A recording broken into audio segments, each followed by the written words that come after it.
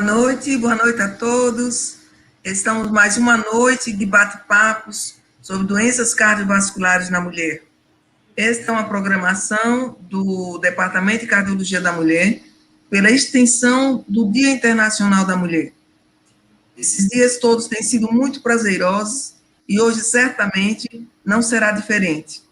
Então, quero agradecer inicialmente à Sociedade Brasileira de Cardiologia Regional Sergipe, à SBC, ao Departamento de Cardiologia, Departamento Nacional, por essa oportunidade que nos tem dado de falar com essas brilhantes palestrantes e discutir esse bate-papo muito agradável. Trata-se de um bate-papo com profissionais de destaque nacional, como palestrantes e moderadoras, que, além de interagir entre si, nós permitimos que o público também se manifeste através de perguntas pelo chat.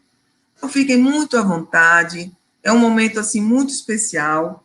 Hoje eu vou convidar para dividir comigo os trabalhos, além das moderadoras, a doutora Úrsula Burgos. A doutora Úrsula, ela é diretora científica da Sociedade Brasileira de Cardiologia Regional Sergipe. Tudo bem, Úrsula? Tudo bem. E aqui nós vamos dividir nossas tarefas. A doutora Úrsula é professora do curso de Medicina da Universidade de Tiradentes, é doutora em Ciências da Saúde pela Universidade Federal de Sergipe, mestre em Ciências da Saúde também pela Universidade Federal de Sergipe, especialista em Medicina Interna pela Sociedade Brasileira de Clínica Médica. Eu sou atual presidente do Departamento de Cardiologia da Mulher. Faço tem sido muito prazeroso, uma oportunidade, assim, inédita de trazer conhecimento das doenças, trazer essas cientistas, trazer essas mulheres que fazem ciência e aplicam a sua ciência à vida prática, né, no seu dia a dia da arte de fazer medicina. Então, tem sido um prazer muito grande, porque o objetivo maior é de esclarecer a população. As mulheres, elas têm morrido, têm, inclusive, sendo acometidas de infarto, de AVC, muito jovens, cada vez mais jovens. Então, é uma obrigação, um compromisso nosso, do Departamento de Cardiologia da Mulher. Essas palestras, elas são editadas e elas ficam à disponibilidade dos senhores para assistirem através da TV, pelo YouTube, TV Soces. Não é, Úrsula? Isso. Fala um pouquinho, Úrsula, do que é que nós estamos fazendo no nosso trabalho. Boa noite aí, em primeiro lugar, todo mundo. Obrigada pelo convite, Eli. Na verdade, é uma honra estar sempre com você, qualquer oportunidade de estar ao seu lado, ao lado dessas mulheres aí que a gente vai convidar. Essa semana, né, desde o final de semana, na verdade, a gente vem falando sobre essas peculiaridades que acertam a saúde da mulher, que muitas vezes o leigo, que é onde a gente está querendo chegar hoje, né, com uma conversa que tenha um bate-papo que chegue às pessoas não médicas, né, que tenha uma linguagem que as pessoas possam acessar. Muitas vezes essas pessoas não têm essa noção, né, do quanto os problemas cardiovasculares na mulher e outros problemas de saúde são muitas vezes negligenciados, são tomados como outras causas que não orgânicas, de fato.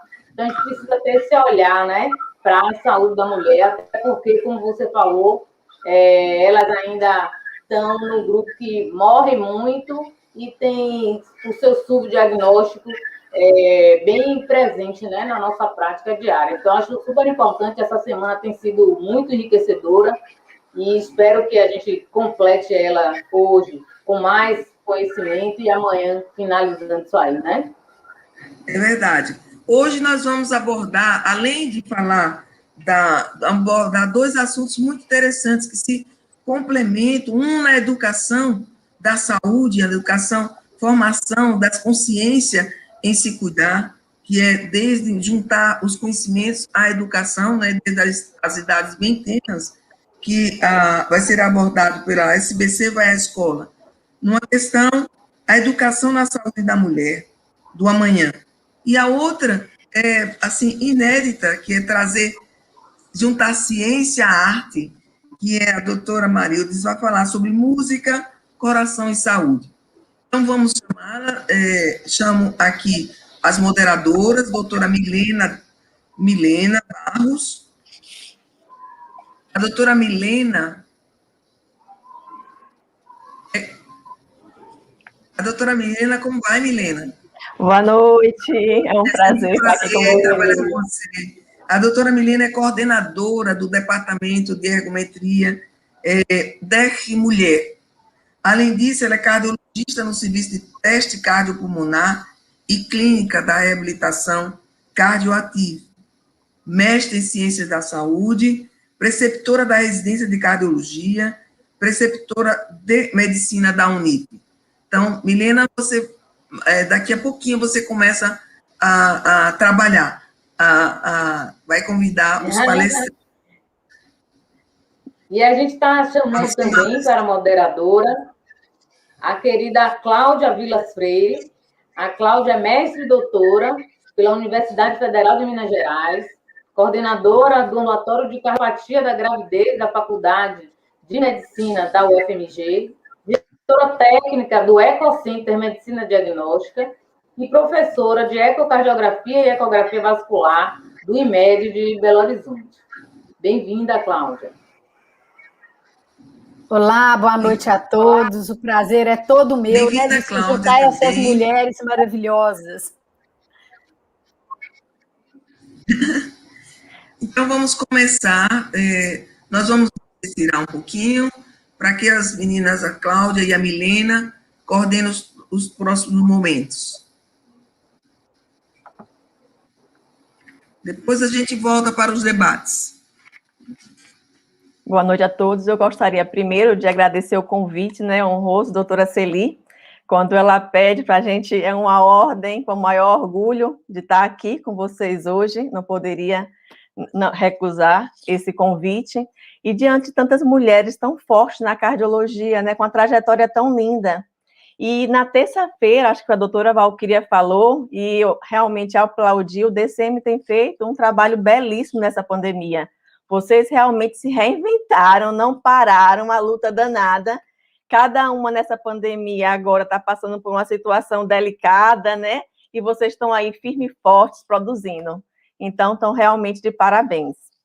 E agora, eu gostaria de convidar a doutora Maurílio de Castro, né? Vai ser nossa palestrante, que é mestre em Ciências da Saúde, coordenadora e professora da pós-graduação em Cardiologia da Faculdade AFIA, IPMED Ciências Médicas. Doutora Marildes. Boa noite, muito honrada, muito feliz com o evento, com a semana do Departamento de Cardiologia da Mulher, que está sendo sensacional, aprendizado para todos, e nós estamos finalmente conseguindo passar um pouquinho da nossa mensagem para as mulheres, da importância da prevenção cardiovascular, da importância da doença cardiovascular na vida da mulher. Isso, assim, é uma realização para mim, porque eu acho que a mulher precisa ser alertada sobre essa possibilidade, que o coração mata 8 vezes mais que o câncer de mama, que é a grande preocupação da mulher, né, brasileira. E no mundo todo, na verdade. Bom, mas eu vou falar sobre música e coração. Eu me senti muito feliz com esse convite, porque a música é uma constante na minha vida, é uma constante na nossa vida, e então eu gostaria muito eu fiquei muito feliz em estar aqui com vocês para falar sobre música e coração. Eu queria saber se vocês estão vendo a minha tela. Vocês estão vendo a minha tela? Peraí, Marildes. Diga. Antes de você começar a sua apresentação, eu quero chamar outra palestrante também para te ouvir, né? E ouvir todos nós. Eu queria convidar a doutora Carla Lantieri, a Carlinha, né? Como a gente conhece, é uma querida, né? Ela é médica, assistente da disciplina de cardiologia da Faculdade de Medicina do ABC. Ela é membro fundadora, pessoal, do Comitê da Criança e do Adolescente da Sociedade de Cardiologia, quer dizer, ela é uma pioneira nesse assunto, né? Então vai ter muito para nos acrescentar, e é a coordenadora geral do Programa da Sociedade Brasileira de Cardiologia, vai à escola na diretoria de promoção da saúde da SBC. Eu acho que a gente não podia ter um painel tão bacana, com assuntos tão palpitantes. Eu acho que talvez eu esteja mais curiosa do que talvez toda a plateia para ouvir todas vocês. Vai ser um prazer. Realmente. E hoje a doutora Marilde de Castro vai nos abrilhantar com essa aula Música, Coração e Saúde. Eu acho que vai ser perfeita para a noite de hoje, para acalmar os corações. Seja muito bem-vinda, doutora Marildes. Muito obrigada. Então, agora eu vou compartilhar minha tela, vamos começar, porque eu estou um pouquinho preocupada com o tempo, porque eu me empolgo falando então, vamos lá, eu gostaria de mostrar esse trabalho para vocês. Estão todos vendo a minha tela? Sim, sim. Então tá. Então, como eu disse, né, é um assunto muito importante, né, essa questão da junção da arte através da música com a saúde e principalmente com o coração, né. O coração, ele é muito cantado, né, ao longo da história, o coração é sempre mencionado em várias músicas, porque a música é uma forma de expressão inerente ao ser humano, né? E ela está sempre relacionada às emoções, aos afetos, ela está presente em situações de emoções as mais diversas, com maior frequência, felizmente, sensações boas, mas ela também pode estar presente no estresse e na agressividade. Mas, geralmente, ela promove uma interação que fortalece as relações humanas.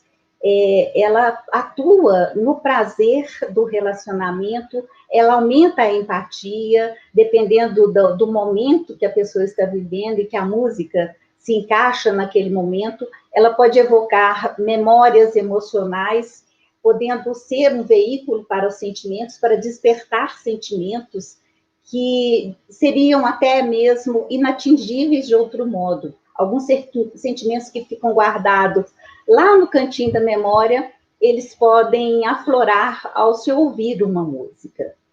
Então, os efeitos da música no ser humano, eles já são bastante conhecidos há milhares de anos.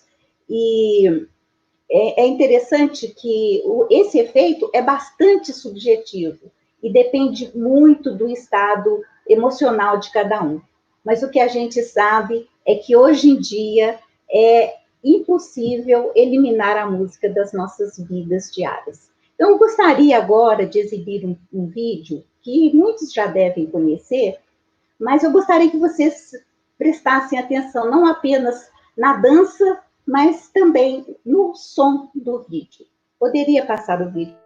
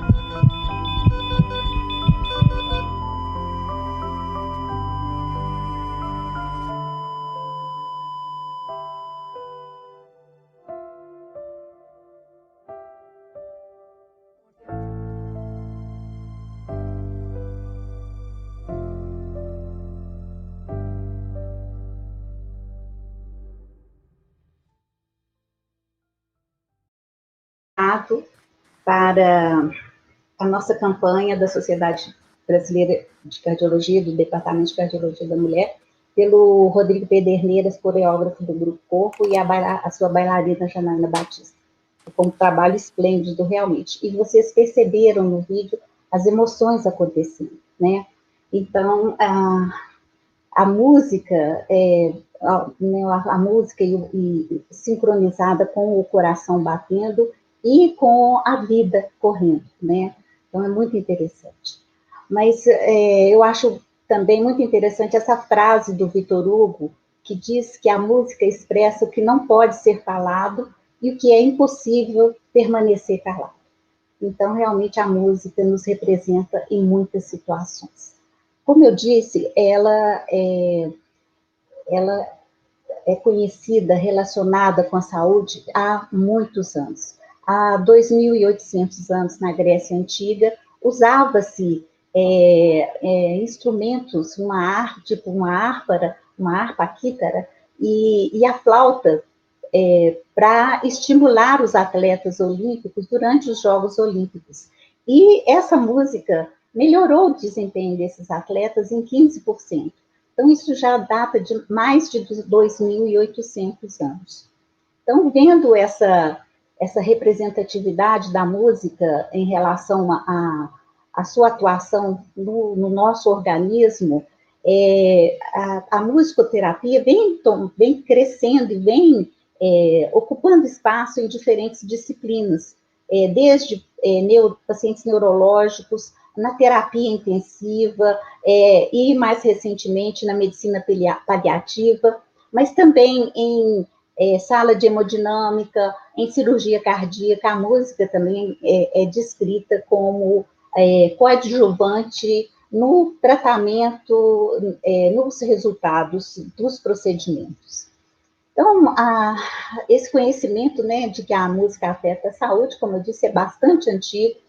Aristóteles e Platão também já fizeram essa correlação, mas só mesmo no século passado é que houve essa maior valorização da música e maior atenção da sua atuação na saúde, e estabelecendo uma relação entre música e ajuda na recuperação dos pacientes. E uma dessas maiores experiências foi no final da Segunda Guerra Mundial, quando foram contratados músicos para tocar nos hospitais, para ajudar a acalmar a dor dos feridos e também ajudar na sua recuperação. E isso ficou comprovado que foi de muita importância nesse momento para os feridos. E então, em 1944, foi fundado o primeiro curso de musicoterapia na Universidade Estadual de Michigan. Como a gente sabe, como é a fisiologia, né, da musicoterapia? A gente sabe muito pouco ainda. Nós ainda estamos aprendendo muito sobre isso. Mas o que a gente já observou é que a música melhora a qualidade de vida. E ela atua no coração, no cérebro e em vários locais do organismo. Vale ressaltar que intraútero, em torno da 20ª semana de gestação, o feto já reconhece os sons, ele já reconhece a voz da mãe e ele já reconhece a música, ele já inicia uma aprendizagem musical. Então, por isso, alguns bebês se acalmam quando escutam uma música. Eu não posso me furtar a contar uma situação de um bebê de 1 ano que foi atropelado na porta do Hospital João 23, de pronto-socorro, aqui em Belo Horizonte, e ele teve secção da medula alta. Então, ele foi levado, socorrido, e ficou totalmente dependente do respirador. Ele ficou tetraplégico. E, na época, ele virou o xodó da unidade, e um infectologista ia lá todo dia, levava o celular e punha uma musiquinha para ele escutar. E depois disso, essa criança, quando ela estava mais agitada, não conseguia dormir, tinha que ir atrás desse moço, dessa música, para acalmar essa criança. E só assim que ela dormia. Então, a gente, mesmo uma criança traqueostomizada no respirador, ela conseguia dormir ao som de uma determinada música que ela gostou. ela adquiriu esse afeto. Então, a música é benéfica para a mãe, para o feto, e há relato também que ela é preventiva daquele quadro terrível que é a morte súbita do recém-nascido. Onde fica localizada essa atuação da música? Sabe-se que algumas estruturas anteriores do cérebro, como o hipotálamo, a amígdala, o córtex insular, o córtex órbito-frontal, a nossa memória está lá no frontal. Então, essas estruturas elas podem ser moduladas por emoções evocadas pela música. Mas, na verdade, o cérebro ele é dividido em dois hemisférios, o hemisfério direito e o esquerdo. Existe a dominância, né, do hemisfério, dependendo se a pessoa é esquerda, canhota, existe a dominância cerebral. Mas acreditava-se que o hemisfério direito era a sede da música, mas não existe isso. Esse centro musical ainda não foi detectado no cérebro, porque a percepção da música, ela emerge da interação da atividade de ambos os lados do cérebro. Cada um dos lados tem a sua atuação, né, a sua imaginação, intuição, intelecto, o pensamento analítico, a emoção, mas a música acaba atuando nos dois hemisférios e em todas essas atuações do cérebro, as reações do cérebro. E outra coisa também que se sabe é que a música de Mozart e a música barroca, com um padrão de 60 batidas por minuto, ativam o cérebro direito e esquerdo. E essa ativação simultânea dos dois lados dos hemisférios cerebrais maximiza o aprendizado e a retenção de informações. Então, isso é muito benéfico, né, para o desenvolvimento da criança e mesmo para o adulto, para todos, né, para o ser humano. Bom, a música também atua na atividade cardíaca e parece que é através da inervação do sistema nervoso autônomo e também um pouco da atuação neuroendócrina e vai alterar pressão arterial, gases sanguíneos e ativar as respostas as mais diversas, dependendo da música, dos efeitos que ela traz nas emoções e nos traços afetivos. E atua também no meio mecânico e químico do coração. Tudo isso modula essa inervação autonômica e contribui para a interpretação da música, do que o coração, da resposta do coração a esses estímulos. Então, esses estímulos, eles têm efeitos na regulação da atividade cardíaca regional, na frequência cardíaca, na variabilidade da frequência cardíaca, na pressão arterial, na frequência respiratória. Com a música, realmente, ela atua bastante no coração. Então, algumas determinadas músicas, como músicas em crescendo progressivo vocal, como o Turandot de Puccini, ou orquestras como o Adágio da Nona Sinfonia de Beethoven, ou então músicas com uma ênfase mais uniforme, como uma cantata de Bach, ou frases rítmicas de período de 10 segundos, como em áreas de Verdi, como o Va Pensiero e La Traviata, ou o silêncio. Todas essas situações mostraram respostas diferentes da frequência cardíaca, da respiração, da pressão arterial, da velocidade de fluxo da artéria cerebral média e da vasoconstrição e vasodilatação da pele. Então, crescendos vocais e orquestrais produzem correlações significativas entre os sinais cardiovasculares ou respiratórios e o perfil musical, levando principalmente a vasoconstrição cutânea e aumento na pressão arterial, que são proporcionais ao crescendo. Mas, ao contrário, né, com uma ênfase uniforme, ocorre uma vasodilatação cutânea e redução da pressão arterial, com um P significativo, os estudos mostraram isso. Então, nós falamos que frases intervaladas em 10 segundos, por exemplo, na ópera de Verdi, incorporam as atividades autonômicas cardiovasculares. Então, esse estudo que foi feito nessa situação mostrou que o fluxo cerebral foi significativamente menor ao ouvir Vapenseiro, em comparação com Libia Neilit Kalit, ou uma outra área de Bach, uma cantata de Bach, desculpa. E a extensão dessas respostas parecia depender do padrão específico do perfil musical. Um crescendo súbito, espaçado adequadamente, ou um perfil musical com mudança regular ou lenta, faz com que o sistema cardiovascular perceba esse perfil e ocorre também uma vasoconstrição da pele e um aumento da pressão arterial. E quando se muda rapidamente esse perfil, com um efeito oposto, ocorre vasodilatação cutânea e redução da pressão arterial por relaxamento geral. Eu gostaria de colocar agora um curto vídeo também, para vocês perceberem um pouquinho do que eu estou falando, dessa sensação. Por favor, Lino.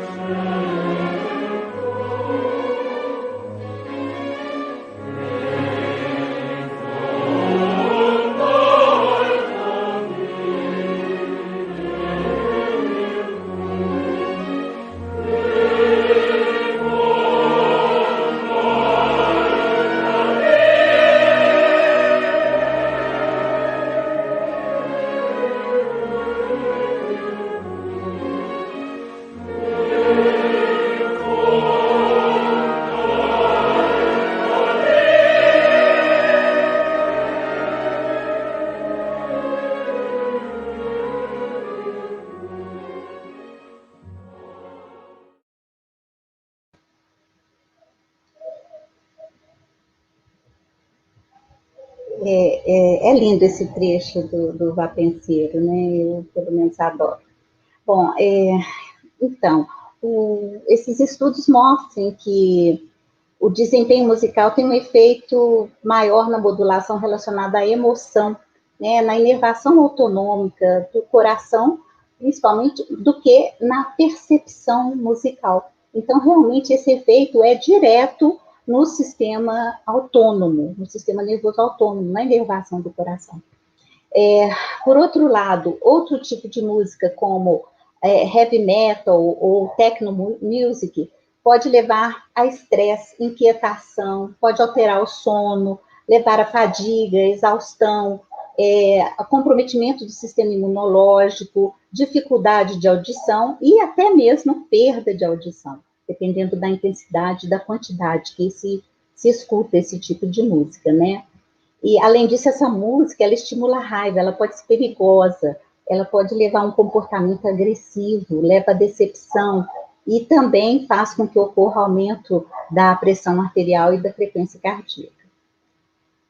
Quando a gente fala música, nós estamos nos referindo a vários gêneros e estilos musicais, né, que tudo engloba o conceito de música, né? Existe a música energética, que geralmente ela é rápida, ou uma música que é lenta, que é mais tranquilizadora, mas também existe aquela música autoselecionada, por exemplo. Estudos mostram que a pessoa seleciona o tipo de música que ela quer ouvir, aquela que traz alguma recordação, alguma emoção para ele, lembrança agradável, prazer.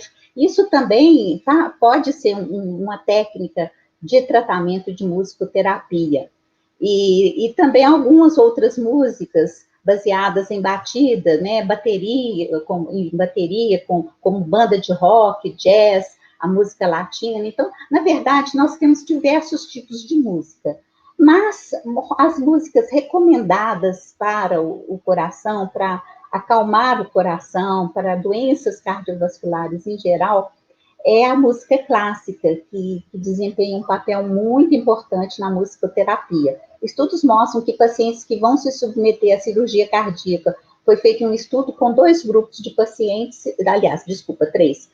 Um grupo que escutou música 30 minutos na véspera, um grupo que tomou midazolam e um grupo que foi o controle.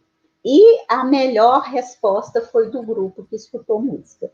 E que tipo de música? É qualquer música? Não. Para o coração, recomenda-se músicas de Bach, de Beethoven, de Mozart e dos compositores italianos. Elas seriam mais poderosas nesse tratamento das doenças cardiovasculares, como eu citei Verdi, Puccini, né? E não é só isso, não, né? A música também tem efeitos na atividade regional, no coração. Quer dizer, o eletro, ele pode se alterar de acordo com o tipo de música. Eu vou mostrar já isso para vocês. Além disso, a música, ela pode reduzir a dor e a ansiedade, e com isso diminuir a pressão arterial, diminuir a frequência cardíaca, diminuir o consumo de oxigênio pelo coração. Então, ela é potencialmente um adjuvante seguro e de baixo custo para intervenção e terapia. Como eu falei, né, esse outro efeito na atividade cardíaca, além da frequência cardíaca e da variabilidade da frequência cardíaca, ela pode alterar a amplitude das ondas do eletro, né, como a gente mostra aqui, aqui em vermelho, a amplitude, né? Então, músicas que têm mais agitadas, com maior frisson, que levam até mesmo a piloereção, clipe, né, filme com música, eles fazem com que ocorra maior amplitude das ondas do eletrocardiograma, tá? Bom, terminando, né, gente, é possível selecionar a terapia ideal para distúrbios cardiovasculares, para recreação, ativação do sistema imunológico. A música é benéfica para tudo isso. Ela melhora a concentração, ela melhora o aprendizado, ela ajuda na depressão. E os pacientes que mais se beneficiariam com a música clássica seriam aqueles pacientes ansiosos, que têm síndromes depressivas, que têm doenças cardiovasculares, que têm dor crônica, muito estressados, que têm distúrbios do sono. E eu não poderia deixar de falar da nossa música latino-americana, como o samba, o tango, o cha-cha-cha, rumba, mambo, que são rítmicos. E esse tipo de música rítmica leva a um humor positivo, a um espírito flutuante e induz ao movimento. Quem consegue escutar um samba e ficar parado, sem bater o pé, sem requebrar um pouquinho, né? Não. Essa nossa música aumenta a motivação e estimula a atividade. É uma benção. Muito obrigada. Parabéns, doutora Marides, pela excelente aula. Só em falar sobre o tema, a gente já fica mais relaxado, já dá outro clima, né, aqui essa noite. Eu sou fã, né, de ouvir música, eu acho que realmente é uma terapia, é muito melhor que muito remédio, né? Se a gente adotasse a música, tratamento de câncer, paciente hipertenso, né, que estivesse no receituário, né? Item 1, ouça a música, faça exercício físico, depois conversava a receitinha básica, né? A música é fantástica. E agora vamos seguir, né, com a doutora Cláudia, para estar chamando a nossa segunda palestrante. Nossa Senhora, excelente, Malu, muito bacana. Malu é Marildes, tá, pessoal? É aqui como a gente de Minas chama a doutora Marildes, é Malu. Eu quero convidar agora a doutora Carla Lantieri. A Carla vai falar para a gente sobre um assunto super up, né?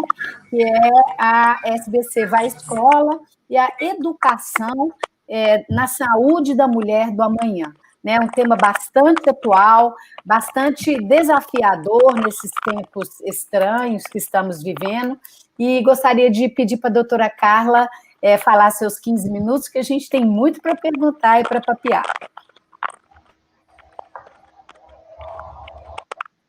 Boa noite a todas. Me ouvem bem? Sim. Sim. Ouvindo bem. Me ouvem bem?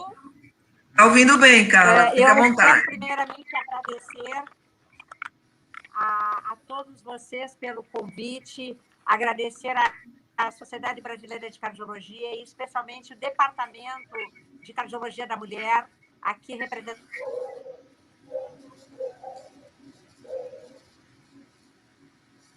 Acho que ela caiu. Parece que a Carla está caindo a internet dela, algum problema. Mas, enquanto isso, a gente pode ir conversando um pouquinho, né?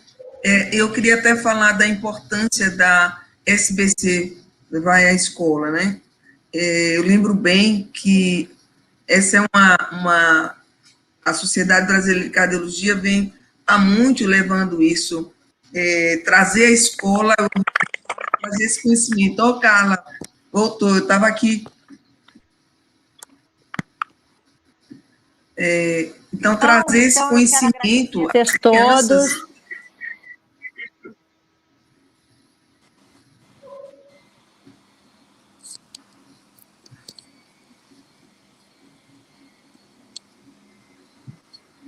Está conseguindo, Carla? Está ouvindo? Carla, pode ir. Vocês me ouvem? Pode continuar. Então, eu quero agradecer a todos vocês e vou pedir a gentileza que passe um vídeo para a gente iniciar esse momento, onde esse foi um vídeo que a Diretoria de Saúde, de Promoção de Saúde da SBC fez para um alerta às mulheres.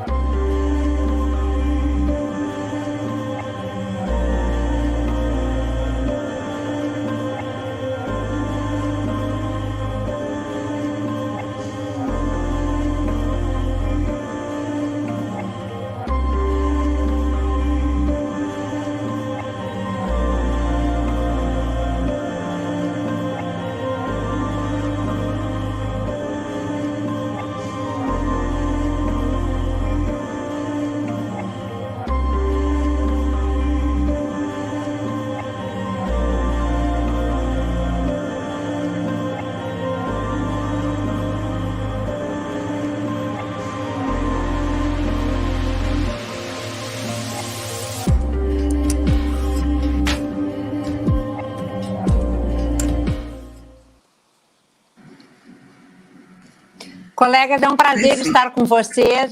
Eu vou passar, então, o meu primeiro slide, por gentileza. O programa SBC Vai à Escola faz parte da Sociedade Brasileira de Cardiologia e está dentro da Diretoria de Promoção de Saúde Cardiovascular. Ele tem como objetivo trabalhar a prevenção primária. Nós vimos nesse pequeno vídeo da importância da gente evitar adoecer. Na maioria das vezes, de acordo, inclusive, com o último guideline da Sociedade de Cardiologia e também do American Cardiologia e do ACC, nós sabemos que 80% das doenças cardiovasculares podem ser prevenidas. 80% podem ser prevenidas. Então, isso significa que se a gente quiser fazer alguma coisa para destruir, e eu digo destruir com esse panorama, que é um panorama assustador, que nos tem trazido os estudos e mostrando que para o ano de 2040 nós teremos 250% do aumento da mortalidade cardiovascular no nosso país, levando a 50% da população brasileira a ter doença cardiovascular, é chegada a hora de pensarmos em prevenir. Próximo slide, por favor. Quando nós entendemos a dinâmica, a fisiopatologia da doença cardiovascular, fica extremamente simples de se entender aonde nós devemos atuar na prevenção. Nós temos que atuar no início, naquele momento em que nós, enquanto seres humanos, vamos estar expostos aos fatores modificáveis. Os fatores genético, a etnia, o sexo, ainda nós não conseguimos interferir. Entretanto, entender deste contínuo que nos foi apresentado no ano de 1991, ele fica claro que mostra que hipertensão arterial, diabetes, sedentarismo, obesidade, tabagismo, estresse, e aqui eu faço uma referência à brilhante apresentação da colega Marildes, onde ela fala música, né? E lembrando, então, vamos lembrar que a Organização Mundial de Saúde nos diz que saúde é um estado perfeito de quê? De bem-estar físico, social, mental e, por que não falar espiritual também? Então, quando nós pensamos em frear a doença cardiovascular, essa doença inflamatória, essa doença progressiva, nós temos que entender que nós temos que agir precocemente. Próximo, por favor. E entender que devemos agir precocemente é entender que, assim como a ciência cardiovascular evoluiu de forma brilhante na complexidade, no entendimento dos eventos cardiovasculares, trazendo a oportunidade de angioplastia, das cirurgias cardíacas, das correções das doenças congênitas, nós também temos que entender que quando nós falamos em doença cardiovascular, nós estamos falando de doença crônica não transmissível. E no slide anterior,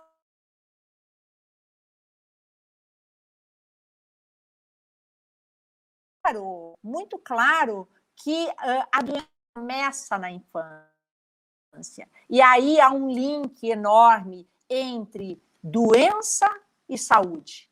Saúde, doença. Então, a saúde ela é preservada quando nós entendemos que desde a vida fetal nós temos fatores maternos, fatores fetais, e temos uma vida de infância, uma vida de adolescência até chegar à fase adulta. E sendo uma doença crônica não transmissível, a doença cardiovascular é sim uma doença que nós podemos atuar para diminuir o risco acumulativo da possibilidade desse indivíduo vir a adoecer. E aí nós, então, introduzimos os fatores comportamentais versus os fatores biológicos. E, para tanto, falar no contexto de nutrição, falar no contexto de obesidade, no contexto de saúde dessa mãe gestante, da sociedade como um todo, que como é que nós estamos introduzindo essa criança e esse adolescente numa saúde social, numa saúde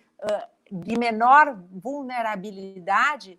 Então, no próximo slide, a gente vai entender, próximo, por favor, que há a necessidade da gente ter esse olhar atento, não só aos fatores de risco clássicos, tradicionais, que muito bem nos explica a ciência baseada em evidência, que é a obesidade, que é o tabagismo, que é o sedentarismo, a dislipidemia, a hipertensão arterial, enfim, os fatores clássicos em que a gente sabe que, trabalhando sobre eles, na prevenção ou até no controle, nós conseguimos salvar a vida dessa mulher, mas nós temos que entender que quando nós falamos no coração da mulher, nós temos que ter uma visão ampla de que existem, sim, outros fatores emergentes que trazem desde a criança até a idade do adulto, até a idade do idoso, aquelas que eu digo, a magia de ser mulher, né?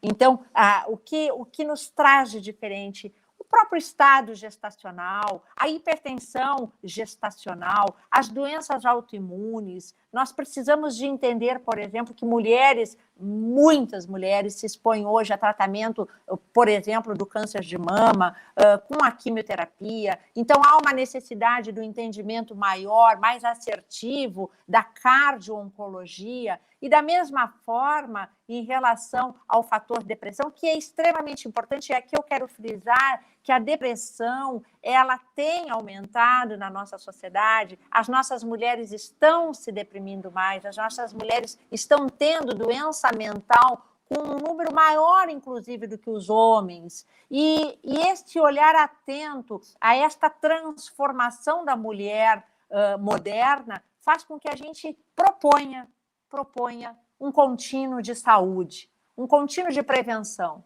desde os fatores protetores, pensando no planejamento familiar, pensando no acompanhamento pré-natal, no aleitamento materno, nas próprias vacinas, na alimentação saudável, na atividade física, o contínuo do anti-tabaco, anti-outras drogas, o contínuo do anti-estresse e, especialmente, um contínuo de se ser feliz. A felicidade é um fator protetor para a doença cardiovascular. O estado de se sentir feliz, ele engloba muito mais do que aquilo que nós conseguimos medir de forma quantitativa.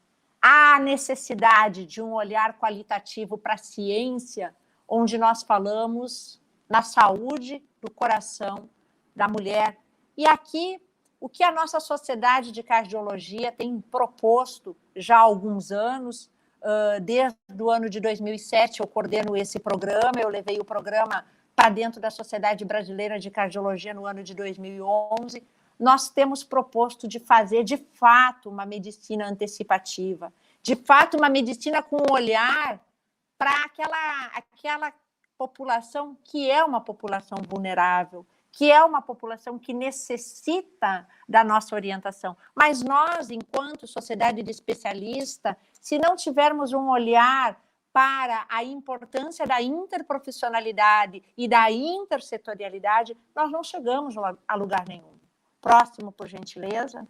E isso fez com que nós, no objetivo de se tentar fazer e frear os fatores de risco cardiovascular numa população alvo específica de crianças e adolescentes, nós começamos a trabalhar com uma interligação e nós fomos para dentro das escolas. Nós fomos falar com a rede escolar, nós fomos falar com o professor, com a merendeira, com a diretora da escola, com a tia da limpeza, com a criança, com a associação de pais e mestres. E por que isso? Fazer com que a gente pudesse fazer uma medicina translacional, sair da bancada e mostrar a eles, olha, nós podemos provar para vocês que a obesidade, o sedentarismo, o estresse, o tabagismo, o aumento do colesterol faz uma diferença na vida dessa criança. E nós temos fatores protetores. E os fatores protetores que o programa SBC trabalha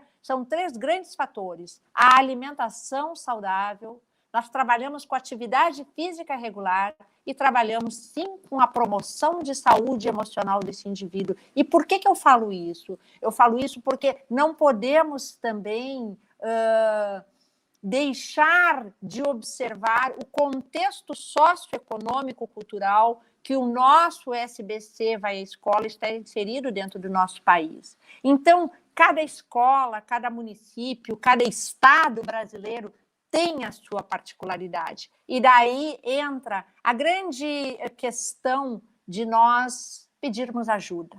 O que nós fazemos, de fato, é pedir ajuda à escola, é pedir ajuda ao professor de sala de aula e ao pai da criança e dizer, queremos que vocês nos ajudem a não deixar que essas crianças adoeçam do coração.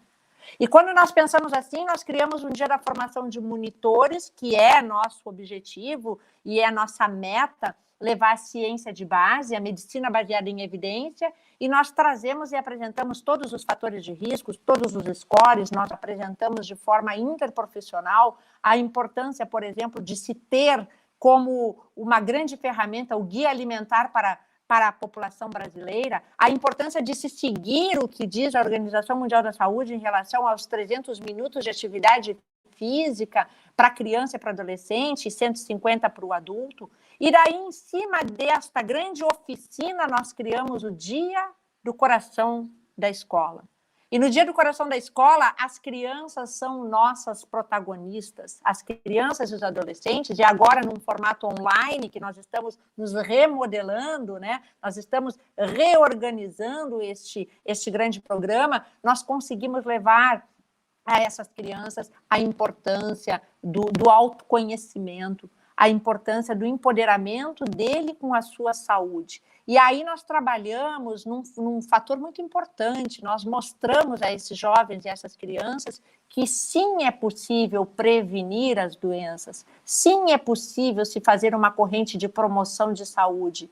E, para tanto, depois do Dia do Coração, nós ainda temos o Programa de Educação Cardiovascular Continuada, com a intenção de não se parar o programa. Então, o programa não é uma campanha, o programa ele é contínuo, ele tem uma continuidade para que a gente consiga levar o programa para dentro da cultura da criança e do adolescente, assim como se fez de uma forma brilhante a cultura do antitabagismo, assim como a gente conseguiu fazer em muitos aspectos, por exemplo, a importância da prevenção das doenças sexualmente transmissíveis. Nós temos que ter esse olhar em relação à doença cardiovascular. E o nosso maior objetivo e a grande meta é ampliar esse programa através de multiplicadores para a escola e também para a população em geral. E daí sim, quando, por gentileza, o próximo, quando nós entendermos que é na educação que nós vamos gerar as grandes campanhas,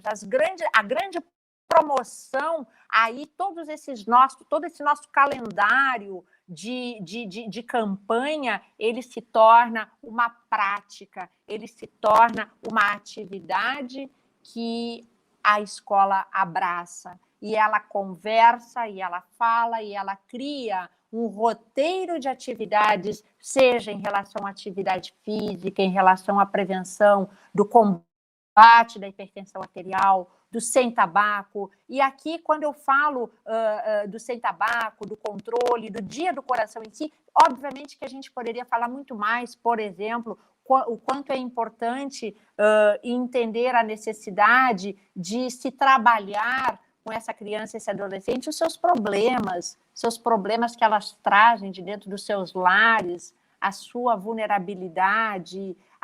É o momento de se conseguir levar a criança ou adolescente à importância de manter a sua saúde.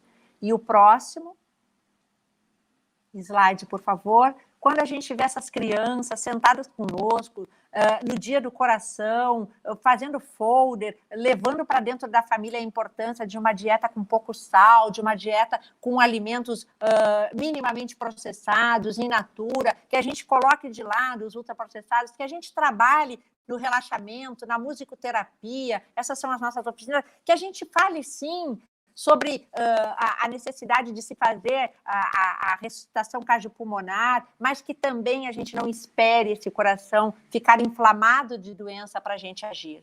E daí nós entendemos, e eu fecho a minha apresentação com o último slide, dizendo que daí sim nós, enquanto sociedade de especialistas, entendemos que há uma possibilidade. É o entendimento que a saúde ela se faz com educação. Muito obrigada.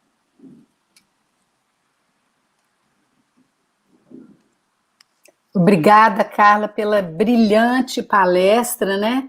Nós todos ficamos, assim, muito encantados. Eu estava especialmente ansiosa para te ouvir, porque eu acho que, na realidade, a cardiologia é muito ampla, né, gente? É muito multidisciplinar, e eu acho que o Departamento de Cardiologia da Mulher, ele deu esse avanço, essa inovação de incluir temas que ainda não foram discutidos dentro, né?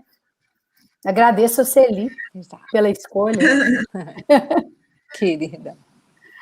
A gente tem visto cada vez mais, né, o entendimento. Eu tenho um apreço muito grande pelo professor Álvaro Avezum, que na década de 90 trouxe para o nosso país a medicina baseada em evidência, e que com tanta... de uma forma muito elegante, de uma forma muito acadêmica, nos ensinou a gente entender que a gente não pode fazer o achismo, né? Que a gente precisa de provar o quanto é necessário que a ciência nos prove se as nossas condutas, de fato, são condutas efetivas, eficazes, seguras, né? E a gente tem visto isso muito nesse período de pandemia, de Covid. Mas, da mesma forma, também a Sociedade Brasileira de Cardiologia tem esse ano, depois de ter ter se construído já há alguns anos o grupo de estudo em espiritualidade na cardiologia, nós criamos o departamento de estudo de espiritualidade. E espiritualidade não tem nada a ver com religiosidade, ela de fato é esta visão ampla, essa visão maior que nós, enquanto médicos, temos que ter, que obviamente que nós vamos continuar tendo que tratar muito os nossos pacientes que chegam infartados, os nossos pacientes com AVC, nós vamos ter que, de fato, fazer as correções de doença congênita, isso não tem dúvida, a medicina cardiovascular ela é complexa demais, mas não dá mais para se fechar os olhos e deixar que a doença aconteça para depois buscar o tratamento. Não dá mais. É um número enorme, todos nós sabemos que nós chegamos a quase 400 mil vidas perdidas no Brasil, são 18 milhões de vidas perdidas no mundo para doença cardiovascular. E então, quando nós falamos da mulher, então assusta mais ainda, né, Claudinha e Celi, porque a mulher ela está exposta, né, a tudo isso. Eu acho que a exposição da mulher hoje na vida moderna, a mulher que busca a sua identidade profissional, que ela busca a equidade de gênero, que ela quer ser feliz. A mulher quer ser feliz, ela vai atrás da sua felicidade, mas ela não pode esquecer que ela tem que se cuidar. Ela não vai ter felicidade se ela adoecer, ela não vai conseguir ir muito para frente se a gente não ensinar essas crianças, essas meninas, esses adolescentes, que há necessidade do cuidado da saúde, né? Então, eu acho que essa é a proposta, né? E eu estou muito feliz de estar com a Marilde aqui, porque é algo que eu acredito. Marilde, eu perdi o meu pai no ano passado, e meu pai foi um grande médico, um grande intensivista e fazia muita medicina. E quando eu era criança, nós tínhamos na nossa casa o hábito de... Ele nos chamava para o living e dizia, agora é a hora de abrir a alma. E a gente não entendia muito, e ele colocava, então, uma música clássica e pedia que a gente se acomodasse no sofá ou no chão, onde quisesse, para a gente abrir a alma. E, então, desde muito cedo, eu aprendi a ouvir Beethoven, Chopin, Mozart, e eu acho que, de fato, a gente abre a alma ouvindo música, e ela só pode fazer muito bem, Eu agradeço a tua palestra também, porque eu aprendi muito contigo hoje. Eu acho que a gente está no caminho certo de ter essa visão mais ampla da medicina do século XXI, uma visão de uma medicina antecipativa e uma medicina de excelência, vendo o ser humano num contexto e a gente buscando a promoção mesmo da saúde, né? É isso. Eu achei interessante, continuando o assunto, doutora Carla, em relação à música, que eu sempre também pensei assim, a música relaxante, a música mais lenta, a música mais clássica para ajudar o coração. E essa semana, por incrível que pareça, uma amiga fez um depoimento que eu fiquei assim pensando, olha como ela disse, nessa pandemia, né, a música tem me ajudado a relaxar, mas olha a música. Por incrível que pareça, a música metálica é onde eu chego mais perto de Deus, é onde eu fico mais tranquila. E aí eu fiquei aquela coisa, mas você vê, né? Aí hoje, a doutora Maria falando os tipos de música, né? A lenta, a rápida, por experimento. Então, alguma lembrança agradável deve ter ficado, porque na música metálica, naquele agito, ela se sente mais próxima a Deus. E aí, doutora Maria, como é que a gente explica essa situação, que foi assim um paradoxo, ela olhando, eu falei, poxa, logo a metálica, olha para isso, é onde ela se sente mais próxima de Deus, e geralmente a gente sente isso na música mais lenta, música clássica, né? E para mim foi totalmente diferente. O que é que a senhora achou?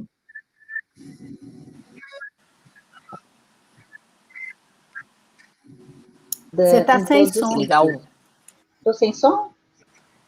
Não, agora veio. Agora está certo. Realmente a música ajuda em todos os sentidos. Achei sensacional essa observação dela, né? E em relação à música clássica, a música heavy metal, isso varia muito a receptividade de quem está ouvindo. E o efeito que ela provoca depende muito da memória também, da relação que ela tem com aquela emoção que aquela música desencadeou, aquele momento na vida dela. Então, em geral, o heavy metal, como é praticado aí, como funk, né, nas festas que que induzem a atitudes mais agressivas e sem controle, geralmente eles trazem agressividade, mas o rock não. O rock, ele pode trazer sensação boa também. Depende muito do ritmo da música, do batido da música, do compasso da música, né? A experiência tem mostrado que o que mais abranda é a música clássica. Malu, ela deve ser uma outlier. Igual dos estudos, a gente tem aquelas respostas que a gente não explica, não é verdade? Que a gente espera que seja uma coisa e vai para o lado contrário. Eu classificaria sua amiga como uma outlier. E ela disse, escuta várias vezes. Carla, né? Aqui, eu falando, doutora Celi, Úrsula vão descobrir, ela escuta várias vezes no caminho do trabalho e ela vai se sentindo cada vez mais calma. Eu falei, é um estudo. Realmente, mas eu acho que faz sentido, sim, sabe? Mas... Eu acho que a música evoca recordações, né? Ela evoca emoções. Então, o que ficou gravado para ela foi isso. Desculpa. Acho que isso tem muito mais a ver com a memória do que propriamente alterações fisiológicas que a música passa no corpo dessa nossa amiga, que eu já sei quem é. Na verdade, eu queria fazer um comentário disso sobre a música em relação à alimentação.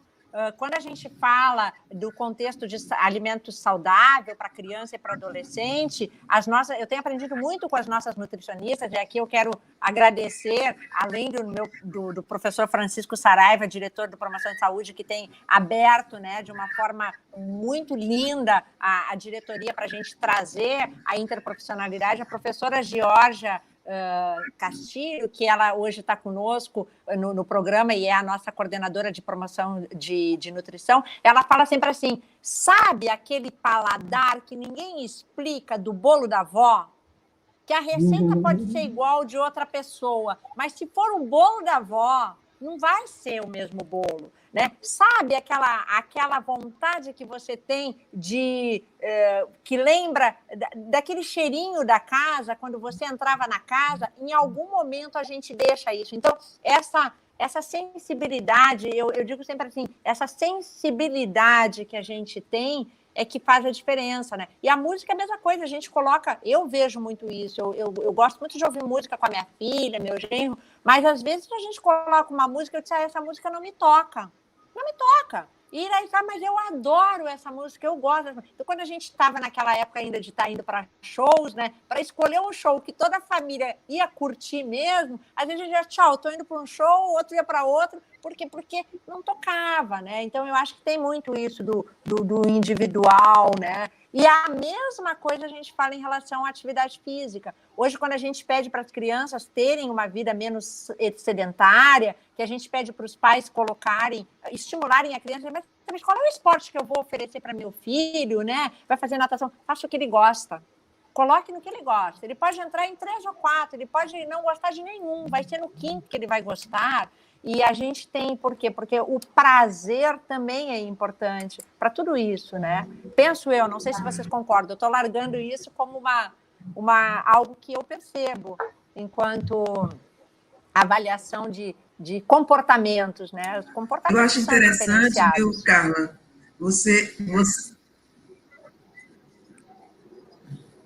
Eu acho interessante que você falou, Carla, numa sua apresentação e finalizado, saúde se faz com educação.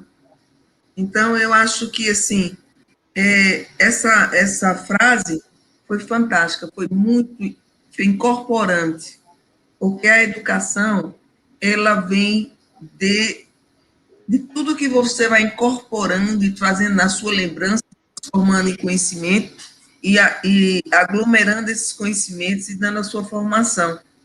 Então, eu lembro que quando eu era bem pequena, criança ainda, meu pai, quando eu perdi meu pai muito tenro ainda, com 14, 13 anos de idade, mas ele tinha uma característica, era um homem muito, esse é o pai que eu estou falando, o pai de coração.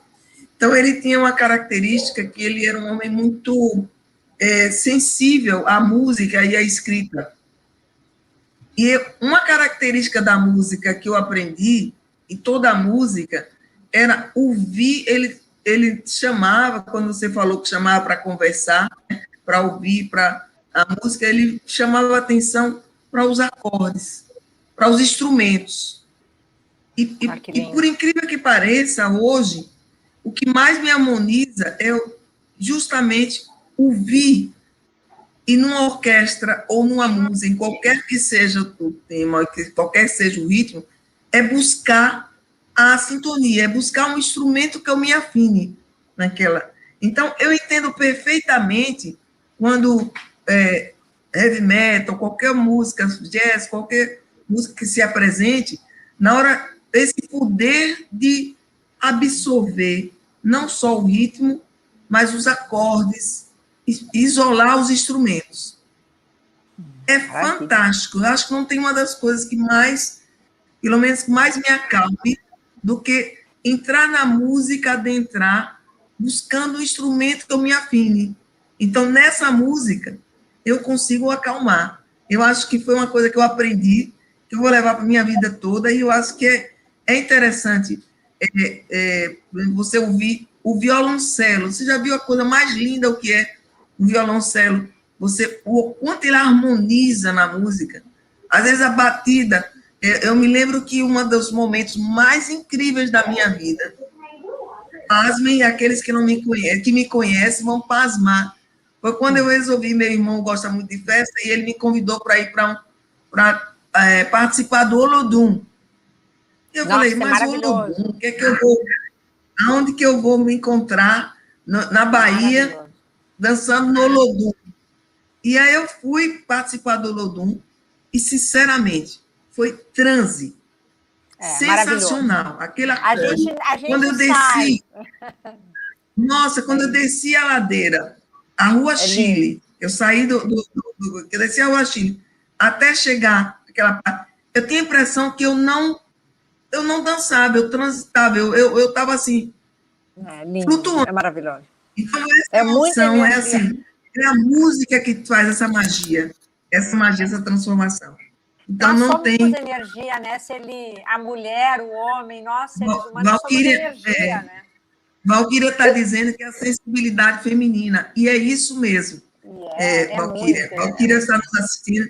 A mulher, ela tem essa capacidade, a sensibilidade feminina, e que desde esses dias todos, eu tenho falado, e eu quero ouvir a opinião de vocês, é que nós temos algumas características, assim como as nossas coronárias são diferentes, o nosso coração um pouquinho menor, a gente, ao invés de erosa a placa, ao invés de romper placa, enfim, a nossa fisiopatologia se torna diferente, é diferente, isso é evidente, né? Tá? A ciência demonstrou isso. Então, nós também temos essas características inerentes de sensibilidade, harmonização, equilíbrio. Ora, conduzir uma família, né? Conduzir filhos, marido, mãe, pai, conseguir harmonizar, transitar e agregar com o trabalho, né?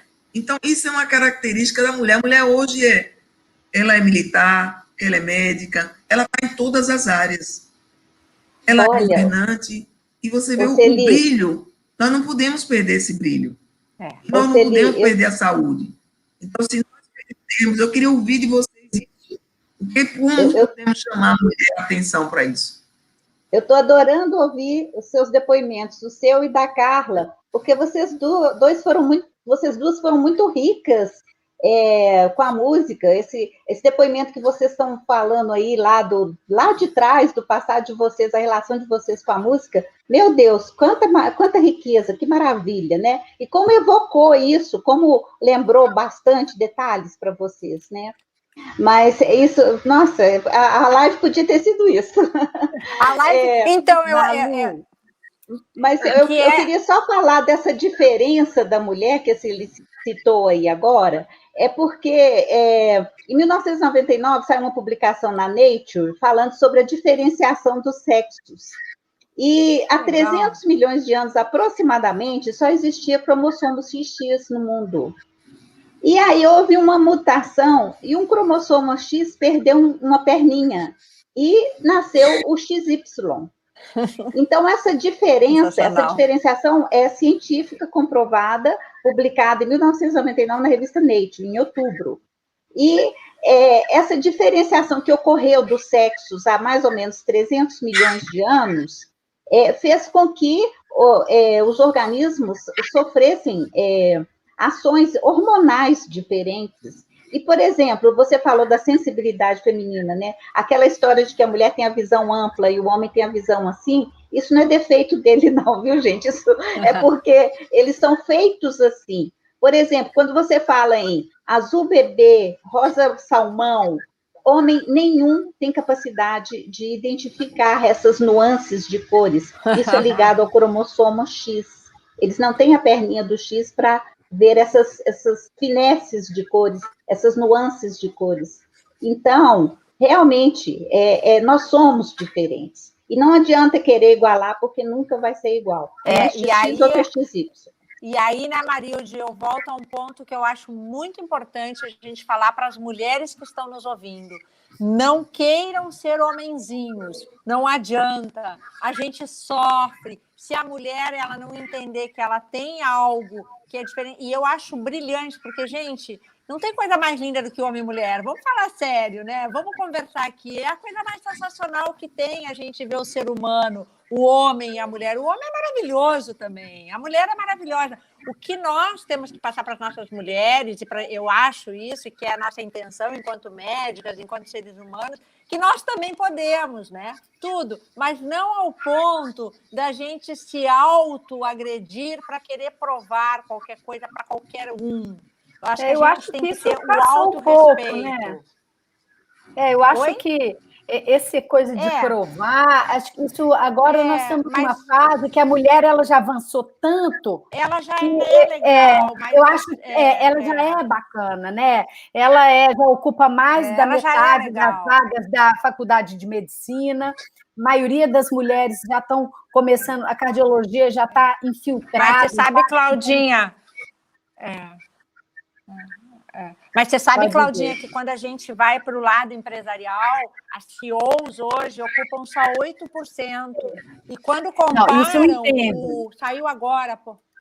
Então, assim, o que eu quero dizer? Às vezes, porque também é legal entender que a gente tem diferenças, né? E é isso que a Marilde falou, nós somos diferentes, não é questão... Eu não sei como é que a Cláudia vê isso nas nossas gestantes. A gestante, ela é um momento único da mulher, né? É um momento que diferencia ela completamente do homem, né? Eu acho que todo momento, mas gestante está ali, é a prova que ela mudou.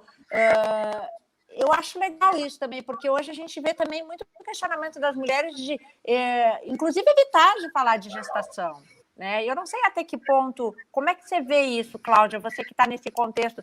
É claro que a gente respeita, a mulher pode, eu não quero ser mãe, ok, mas às vezes ela abre mão da maternidade por conta de uma carreira, ou como é que você vê isso nesse contexto de mudança, inclusive desse item, né, maternidade? Olha, eu trabalho muito com gestantes, né, e principalmente num ambiente de hospital público, né, que são gestantes que são batalhadoras, que trabalham e deixam o menino em casa, estão grávidas e precisam, são arrimos de família. Mas a gente vem notando, eu não sei, Valquíria está aí na plateia, ela pode dizer também a sua opinião, na realidade, a gente vem notando uma modificação do comportamento. Eu acho que nós estamos numa geração transicional, eu acho, sabe? Se a gente pegar uma amplitude histórica, nós estamos, quer dizer, nós já conquistamos muitos lugares, mas ainda, como você falou, ainda não somos CEO de várias coisas, economicamente a gente ainda a gente recebe menos do que o homem em várias posições iguais, né, do ponto de vista de trabalho, quer dizer, ainda tem isso, mas a gente tá avançando. E eu vivi uma situação agora, né, atendendo o meu ambulatório, que eu primeiro queria até falar sobre isso, que eu sempre usei aquele momento da gestação para essa educação. A mulher, gente, a mulher é que compra o alimento que está em casa, que vai no supermercado, que dá o exemplo para o filho, né? Então, talvez essa inversão, né? Você ensinando na escola o que é uma vida saudável, você possa ajudar a mãe a se tornar saudável, porque a mãe saudável e a criança saudável torna o ambiente familiar saudável. E antes era muito a mãe que a gente via. E eu aproveito sempre aquela gestante com diabetes gestacional, com cardiopatia, para introduzir o conceito nela que ela que é o exemplo da casa. Que se ela for um bom exemplo alimentar, de atividade física, de não ficar obesa, de não fumar, todo o ambiente familiar ganha com isso. Então, isso é muito importante. Mas, voltando ao que você me perguntou, eu vivi uma situação muito interessante. Eu estava com uma paciente que veio do interior mesmo, muito longe de Belo Horizonte, uma estenose mitral grave, tinha feito um edema agudo de pulmão, mas ela ficou em Belo Horizonte, numa casa de uma parente, lá do jeito que ela arrumou, para poder acompanhar na gravidez, que ficou naquele limbo de fazer a plastia mitral. Nesse ínterim, aí ela é primeiro filho com 37 anos, gravidez espontânea. Ela é professora de escola rural. Aí o marido dela arranjou outra, porque ela já estava há meses aqui, e ela descobriu, o marido falou que ia embora, que ela já estava com outra. Aí eu virei para ela e falei assim, mas fulana, como é que você está aguentando essa barra, né? Você longe, em casa de parente, grávida do primeiro filho, e de repente seu marido te abandona justamente nessa fase, você é cardiopata. Ela virou para mim assim, doutora Cláudia, ele está esquecendo que a gravidez acaba, né? Mas a vida não. Eu achei tão sensacional essa resposta dela. Eu falei assim, minha filha, a gente é muito além da gravidez. A gravidez é um privilégio, mas a gente é muito além disso tudo, Perfeito. Né? A gente consegue fazer de tudo um pouco mais. Perfeito. Chegou uma perguntinha aqui, doutora Valquíria, que está super participando. E para a doutora Marildes, a música está bem palpitante, viu? Que as pacientes dela ficaram sabendo da live e estão lançando perguntas. E a pergunta é, há estudos sobre o tempo do feto, a exposição à música ou idade gestacional? Bom, até onde eu estudei, eu não vi isso, não, mas eu vi exemplos. A partir das 20 semanas de gestação, o feto já começa a identificar os sons e começa a identificar a música, e pode até iniciar a sua educação musical, e não para o feto necessariamente, mas genericamente recomenda-se uma exposição de 30 minutos por dia a uma música. Isso são estudos para terapia paliativa, para dor. Então, pelo menos 30 minutos de exposição à música não heavy metal, a música clássica, então seria mais ou menos isso, tá? Pelo menos 30 minutos por dia. Eu até tenho que dar um testemunho. O meu filho, eu sempre gostei muito de música, a minha vida inteira. Eu estudava vestibular escutando música, eu estudei para o vestibular e passei na primeira vez. Isso nunca me atrapalhou, a música não me atrapalha a estudar. Eu acho que é isso, né? Ativou os dois lados do cérebro. Mas o meu primeiro filho, com 6 meses, ele estava agitado no carrinho, e aí eu coloquei o bolero de Ravel para ele. Gente, ele escutou o tempo todo, ficou quietinho no carrinho, prestando atenção, e escutou o tempo todo, com 6 meses. Eu fiquei impressionada de ver como que a criança curtiu essa música. Com 7 anos, esse menino adorava Beatles.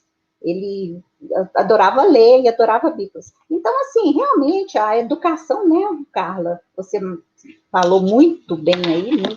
Parabéns pela sua exposição, excelente o seu trabalho também.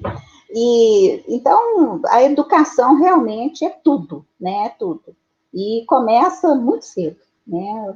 A gente guarda registros, o cérebro, a gente nem sabe, não conhece direito onde fica, mas a gente guarda registros bem cedo. Mozart, eu estou vendo aqui. Vou acrescentar agora as orientações para minhas gestantes, né, da música, né? Uma coisa que eu aprendi muito, né? Que eu sempre orientei muito essa parte de saúde e do comando do lar por elas, mas agora eu vou acrescentar a musicoterapia. Ótimo, muito bom. Alguém perguntou aqui sobre Mozart para crianças. É muito interessante e existe uma coleção de livros para crianças desses grandes autores. O Mozart criança, a história do Mozart para criança, livro ilustrado, fininho, pequenininho, de Schumann, de vários autores, é uma coleção. É linda a coleção, é muito interessante. Meus filhos têm essa coleção, tinha, né, quando eram crianças, e vale muito a pena, sim, viu? Vale muito a pena ver essa parte para as crianças. Vocês sabiam que Villa-Lobos, ele fez... A maioria das nossas cantigas de roda foram escritas por Villa-Lobos, né? Roda Peão, Fui à Fonte do Tororó, a maioria, Caicai Balão, quase tudo foi Villa-Lobos que escreveu essas músicas. Então, para criança, a gente tem opção demais da conta. E a minha filha é pianista, e ela tem uma colega que dá aula para bebê. É pianista que ensina bebê, faz um trabalho com os bebês. Eu acho sensacional esse trabalho dela. Então, a música, ela é importantíssima. Música é vida, realmente. Saúde é educação e música é vida. Quem fez a pergunta... Marildes, tem uma coisa, um dado interessante que eu acho, que a gente vive num país muito diverso, não é? Diverso. Hoje, por exemplo, eu tive uma experiência muito interessante. Minha filha, ela tem 18 anos agora, ela tem 18 anos, entrou na faculdade muito novinha, e assim, sempre foi bem... E ela tem uns questionamentos bem apropriados, a nossa diferença, tem uma certa diferença de idade, e eu gosto de um determinado tipo de música, e evidentemente ela gosta de outro determinado tipo de música. Mas sempre a gente buscou uma música em comum, algo que fosse mais sintonizado. E ao longo do tempo, tem sido a música que tem nos aproximado cada dia mais. É tão interessante porque, assim como eu modifiquei o meu padrão, a música, ela também modificou. E ela sempre achava que a música popular brasileira, ela sempre tinha uma afinidade. E através da música popular, e junto com a música clássica, e o jazz, que eu gosto muito, nós conseguimos encontrar uma música que hoje, antigamente era assim, entrava no carro, botava uma música, eu tinha que desligar, ou então ela tinha que desligar, era uma confusão. E nós fomos evoluindo nessa passagem de música, que hoje é um prazer, por exemplo, às vezes a gente sai só para ouvir música ao longo, ela vai me mostrando músicas mais atualizadas, ela foi baixando, e a gente vai mostrando no caminho, assim, fica rodando, às vezes, na cidade, um pouco, só para ouvir a música no nosso cantinho, sem telefone, sem celular, chamando, sem paciente, aquela coisa da interrupção, né, o tempo todo. Assim, o quanto a música acalma.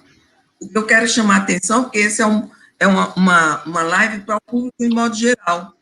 Então, assim, nós estamos dizendo assim, nossos gostos, mas, assim, a música, ela é infinita, né? Ela é indimensionável. Então, assim, o que aprendemos aqui, por exemplo, eu não sabia dessa interação, um traz mais uma atitude do que outro, um pensar, uma calma mais, outra calma menos, a gente sente. E o que é importante é que as pessoas se encontrem na música para buscar o equilíbrio. Acho que, assim, eu tenho a impressão que essa é uma linguagem, não é? Que a gente, digamos assim, é a mensagem de hoje. A música, ela é intransponível, ela entra em todo espaço, invade nossa alma, não é? Invade nossa... Ela faz com que a gente se arrepie, a gente esfria, a gente sinta calor. Não é, A não é pressão verdade? sobe, a pressão desce. A pressão sobe, a pressão baixa. A gente pula, sua. Então, isso assim, a música é fantástica. Eu acho a música fantástica. E, Carlinha, eu quero lhe dizer uma coisa bem interessante. Em 2000, eu fui presidente da Sociedade Brasileira de Cardiologia Regional Sergipe. Primeira mulher, viu? A primeira mulher a ser presidente da sociedade regional aqui. E, na época, depois nós fomos para o FUNCOL. E, na época, surgiu o movimento de FCBC Vai à Escola, e mais assim, de uma maneira não sistematizada, como vocês colocaram, muito bem colocaram, mas foi impressionante o que nós tivemos de adesão às escolas no que tange a essa educação de fatores de risco. Quero dizer que, na época, eu tive apoio de toda a sociedade aqui regional. Os meus colegas aderiram à ideia e nós íamos a essas escolas falar de educação e saúde, falar dos fatores de risco, e isso transformou a ponto de, assim, depoimentos fantásticos do quanto modificou ambientes em termos de alimentação, em termos de conduta, né? Então, a educação, você foi felicíssima. Saúde se faz com educação.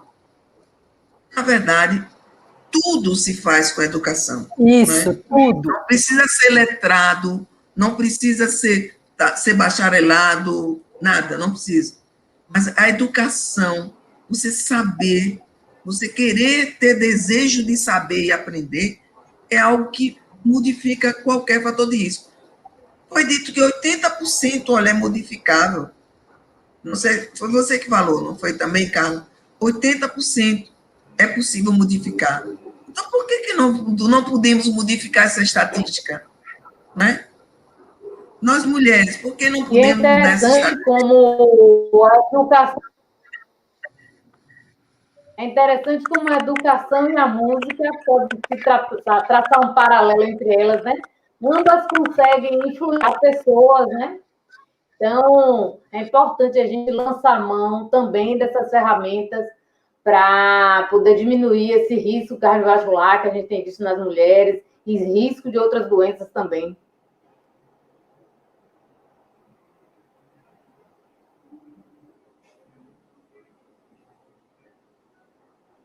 Uma hora e 30 que nós estamos aqui conversando. Eu acho que nós passaríamos mais tempo, né, aqui.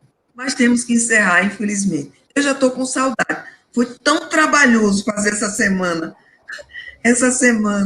de educação, essas lives.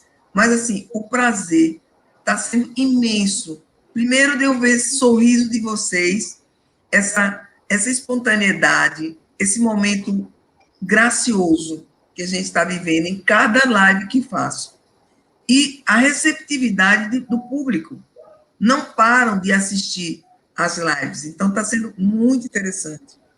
Mas eu queria que cada uma de nós, eu já falei demais, fale um pouco qual a mensagem, baseada nesse tema, que vocês gostariam de deixar para a população. Para nossos colegas, olha, eu vi a professora Valquíria se manifestou tanto, tão entusiasmada, né, que me deixou, assim, vibrando, né? A Glaucia, eu não senti falta da Sheila, das colocações. Mas, assim, eu quero que vocês façam uma menção, para finalizar. Cada uma deixa uma mensagem aqui para o público. O que a gente pode fazer para mudar a saúde da mulher. Posso falar? Sim. Bom, eu gostei de uma coisa que a Carla falou, que quando a gente vai tratar uma doença, nós já entramos perdendo, né?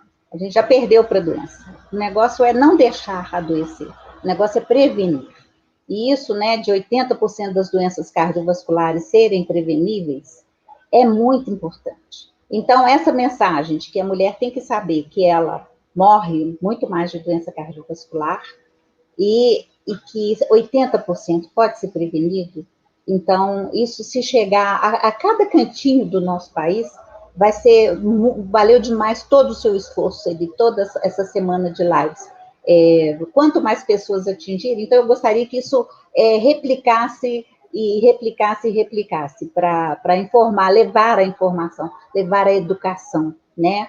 E em relação à música, eu acho que eu nem preciso dar nenhum recado, porque ninguém vive sem música, e música é felicidade também, é vida, é felicidade, e atua no tratamento, atua na prevenção. Quando você estiver para ponto de explodir, coloca uma música bem relaxante, uma música que te traz boas recordações. Isso trata muita coisa boa, traz muita coisa boa. Obrigada pela oportunidade e parabéns. Obrigada, Marisa. Obrigada, Marisa. Cláudia?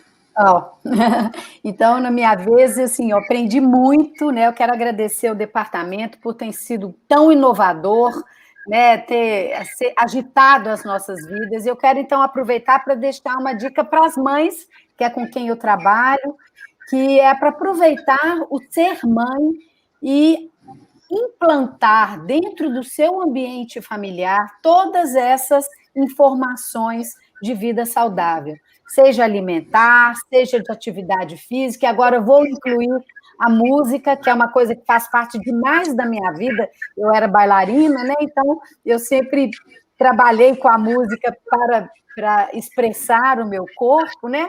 Mas agora eu quero que as mães se atentem que elas são as donas da verdade dentro de casa e aproveitem para fazer a prevenção primária da doença cardiovascular dentro do seu ambiente. Escolham alimentações saudáveis, estimule seus filhos à atividade física, façam atividade física, qualquer coisa, uma caminhada, uma coisa dentro de casa, não precisa de gastar dinheiro, e ponham música, né, para que alegre todos os momentos da vida. Mães, façam o seu papel na educação cardiovascular.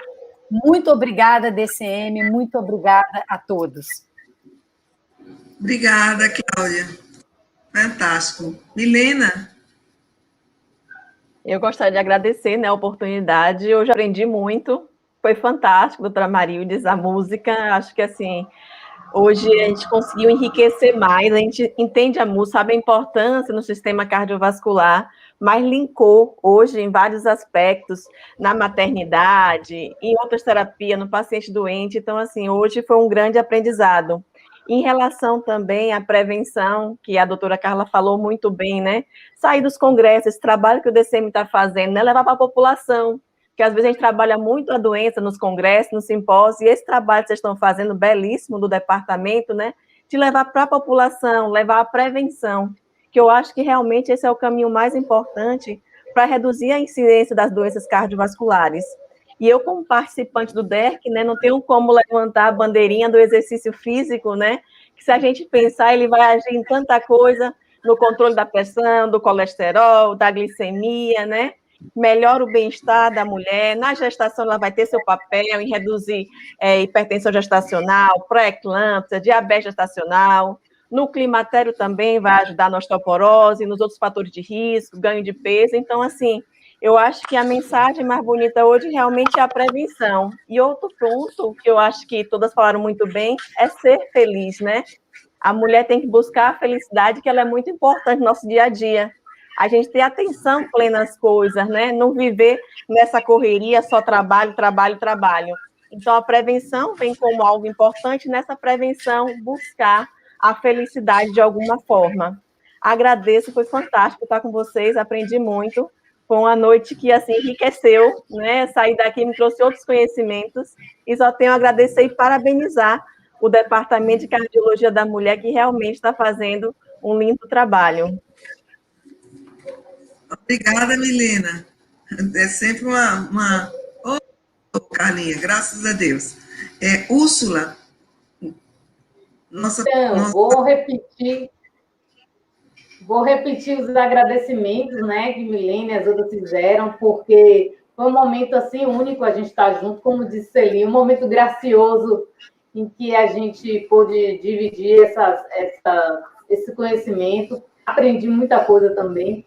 E eu acho que a gente está bem em sintonia, né? Que é falar, então, é falar da gente construir a saúde, as pessoas entenderem que a saúde você constrói, você precisa olhar aqueles 4 pilares ali, né? De atividade física, de alimentação balanceada, um bom sono, né? Um sono reparador, e pensar, sobretudo, em gerenciamento do estresse, né? E a música entra muito nisso. Então, acho que a palavra, de fato, não pode ser outra que não prevenção, mas quero chamar essa lembrança aí de que a saúde da gente, a gente constrói, assim, no nosso dia a dia, né? Todos os dias, a gente buscando estar com atitudes e hábitos melhores. Então, quero, mais uma vez, agradecer a você, Celi, ao departamento, e agradecer a todos vocês pela companhia. Obrigada, Úrsula, e muito obrigada por nos dar, ceder o espaço, né, você e a Érica, de estar promovendo isso, porque foram vocês que me promoveram, fornecendo a TV Sociese, enfim, todo esse empenho, alunos que também trabalham com a sociedade, foi muito fantástico. Carla, eu gostaria também que você manifestasse, desse uma mensagem para o público, de um modo geral, que nos assistiu. Eu queria deixar aqui que eu acho que talvez o mais maravilhoso desse momento tão crítico que a gente está vivendo é o ser humano entender que ele sozinho ele não é nada. E quando a gente está assim num grupo, mesmo que virtualmente, a gente observa que como nós somos humanos, como nós precisamos um dos outros. E essa união, seja ela virtual, não agora presencial, nos fortalece, nos faz com que a gente possa juntar forças para todas as vicissitudes da vida, para entender o enfrentamento da vida. São tantas diferenças, são tantas realidades dentro do nosso país, tantas mulheres com realidades diferentes, mas nós todas somos humanos, né? Todos somos humanos. Eu acho que essa união, poder sonorizar, eu parabenizo a você, Celi, por essa grande oportunidade de você sonorizar a saúde, sonorizar o coração da mulher, para essa população que nos escuta, para as pessoas que vão ouvir a nossa live.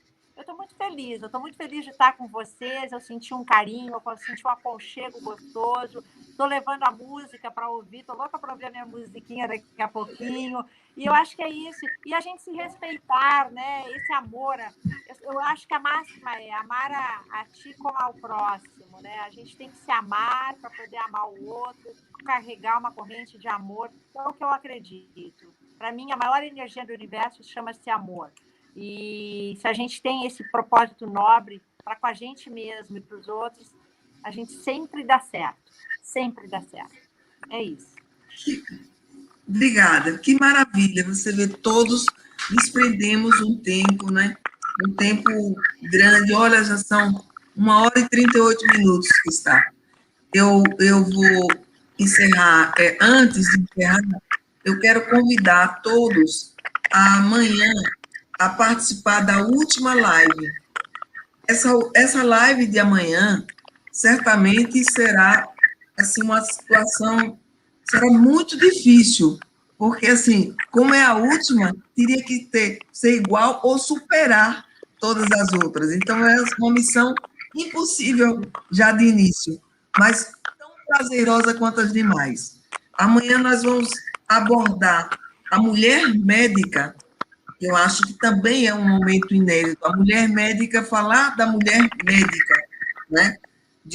O que é ser mulher e o que é ser mulher médica, e como as expressões que temos, e fatores de risco cardiovascular, como administrá-los, não é? Os fatores de risco, como administrá-los. A professora Elizabeth Alexandre abordará a mulher médica, eu abordaria os cardiovasculares, os fatores de risco cardiovasculares, e nós vamos ter a oportunidade também de homenagear, eu convidando a todas, para homenagear, eu gostaria de homenagear a todas as mulheres todas as mulheres no modo geral, mas simbolicamente, nós vamos ter 4 mulheres que nós vamos homenagear. O Departamento de Cardiologia homenageou 3 mulheres durante o simpósio, realizado no dia 6, e nós vamos completar essa homenagem com 4 mulheres que faz acontecer. É a nossa, bem simples a maneira, faz acontecer.